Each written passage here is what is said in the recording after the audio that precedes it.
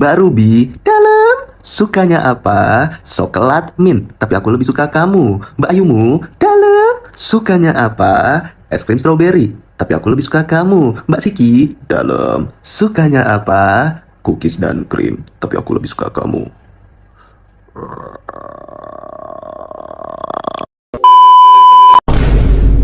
Nah, gede nih dah nih. Tuh. Pelan-pelan, tarik pelan. Capek ah. Jadi kita bakalan masuk ke bagian pertama, yaitu perbankan. Nah, yang pertama yaitu ada pengertian atau definisi dari bank.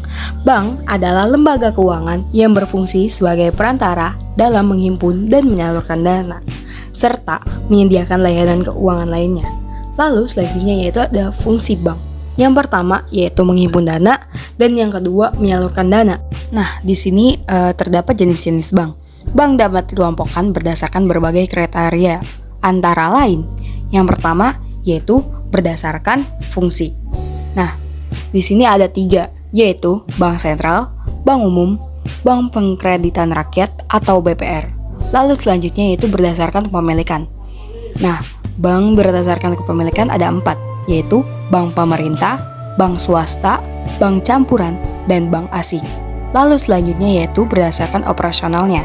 Di sini terdapat 2 bank, yaitu bank konvensional dan bank syariah. Prinsip kegiatan usaha, yaitu yang pertama yaitu ada prinsip kepercayaan, yaitu yang berarti bank harus memberikan layanan yang dapat diandalkan dan memenuhi kewajiban hukumnya. Lalu yang kedua, prinsip kerahasiaan, yaitu bank wajib merahasiakan informasi nasabah kecuali dengan izin tertulis nasabah atau sesuai ketentuan perundang-undangan. Lalu selanjutnya yang nomor 3 yaitu prinsip kehati-hatian, yaitu bank harus bersikap hati-hati dalam menjalankan kegiatan usahanya, terutama dalam mengumpulkan dan menyalurkan dana.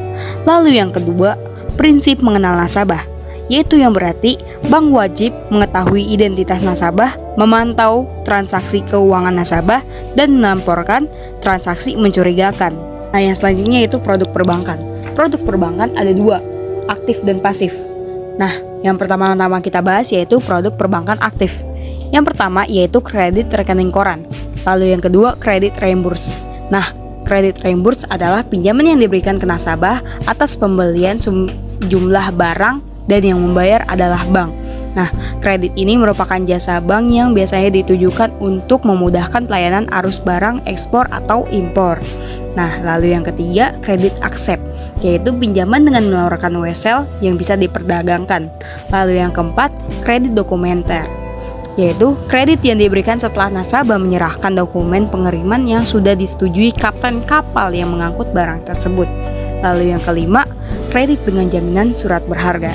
Nah, yaitu yang sebelumnya itu produk perbankan aktif. Nah, yang selanjutnya kita akan bahas yaitu produk perbankan pasif. Yang pertama yaitu ada simpanan atau tabungan. Nah, lalu yang kedua ada giro. Lalu yang ketiga ada deposito.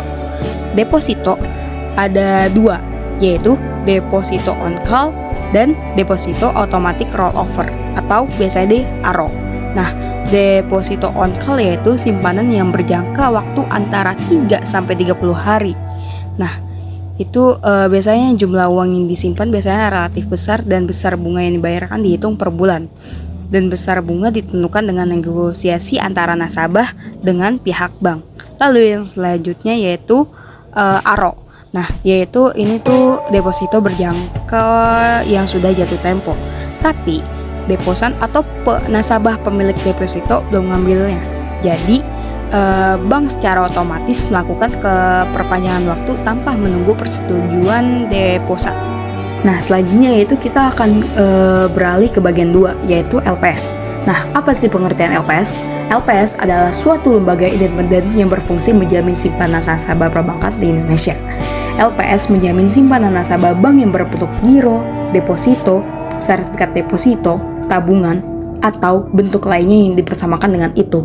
Nah, fungsi LPS yaitu untuk pertama yaitu menjamin simpanan nasabah menyimpan. Lalu yang kedua, turut aktif dalam memelihara stabilitas sistem perbankan sesuai dengan kewenangannya. Selanjutnya kita akan lanjut ke bagian 3 yaitu OJK. Nah, Nah, yang pertama adalah latar belakang OJK. Otoritas Jasa Keuangan atau disingkat OJK dibentuk berdasarkan Undang-Undang Nomor 21 Tahun 2011 untuk mengatur dan mengawasi sektor keuangan di Indonesia, menggantikan Bapak Pam LK dan mengambil alih pengawasan perbankan dari Bank Indonesia. Setelah penetapan Dewan Komisioner pada 16 Juli 2012 dan pembentukan tim transisi, OJK mulai beroperasi pada 31 Desember 2012 dengan tugas pengawasan pasar modal dan lembaga keuangan non-bank, serta sepenuhnya mengambil alih pengawasan perbankan pada 31 Desember 2013.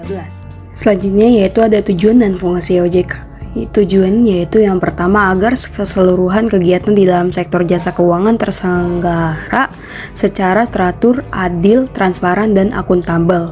Lalu yang kedua, mampu mewujudkan sistem keuangan yang tumbuh secara berkelanjutan dan stabil. Yang ketiga, mampu melindungi kepentingan konsumen dan masyarakat. Lalu, yang selanjutnya yaitu fungsi OJK. Fungsinya yaitu untuk menyelenggarakan sistem pengaturan dan pengawasan yang terintegrasi terhadap keseluruhan kegiatan di sektor jasa keuangan. Lalu yang selanjutnya yaitu wewenang OJK. Wewenang OJK ada 3. Yang pertama, wewenang dalam melaksanakan tugas sebagai pengatur dan pengawas di sektor perbankan. Lalu yang kedua, wewenang dalam melaksanakan tugas sebagai pengatur di sektor jasa keuangan. Lalu yang ketiga, wewenang dalam melaksanakan tugas sebagai pengawas di sektor jasa keuangan. Lalu selanjutnya yaitu visi dan misi OJK. Nah, visinya yaitu menjadi lembaga pengawas jasa keuangan yang terpercaya, melindungi kepentingan konsumen dan masyarakat, dan mampu mewujudkan industri jasa keuangan menjadi pilar perekonomian nasional yang berdaya saing global, serta memajukan kesejahteraan umum. Lalu selanjutnya yaitu misi. Misinya yaitu ada 3. Yang pertama, mewujudkan terselenggaranya seluruh kegiatan di dalam sektor jasa keuangan secara teratur, adil, transparan, dan akuntabel. Lalu yang kedua, mewujudkan sistem keuangan yang tumbuh secara berkelanjutan dan stabil. Serta yang ketiga, melindungi kepentingan konsumen dan masyarakat. Asep, seorang karyawan swasta, memutuskan untuk menginvestasikan bonus tahunan ke sebuah perusahaan investasi yang menawarkan imbal hasil tinggi. Tanpa mengecek legalitasnya, ia menginvestasikan uangnya. Beberapa bulan kemudian, Asep tidak menerima imbal hasil dan menemukan bahwa perusahaan tersebut tidak terdaftar di OJK. Ia pun melaporkan kasus penipuan ini kepada OJK. Nah, dari kasus itu, OJK mempunyai beberapa solusi. Yang pertama yaitu ada layanan kontak 157, lalu yang kedua email konsumen @ojk.go.id, dan melaporkan juga ke Satgas Waspada Investasi atau SWI melalui situs resmi OJK yaitu konsumen.ojk.go.id. Asep juga perlu memperhatikan beberapa hal, yaitu yang pertama, pastikan legalitas perusahaan, lalu yang kedua, waspadai janji keuntungan besar, lalu yang ketiga, waspadai penawaran yang menggiurkan, lalu yang keempat, lakukan riset mendalam. Ya, maknya ada Weris ini. Bagaimana, Dang? Tenang, ada anjing kecil gua.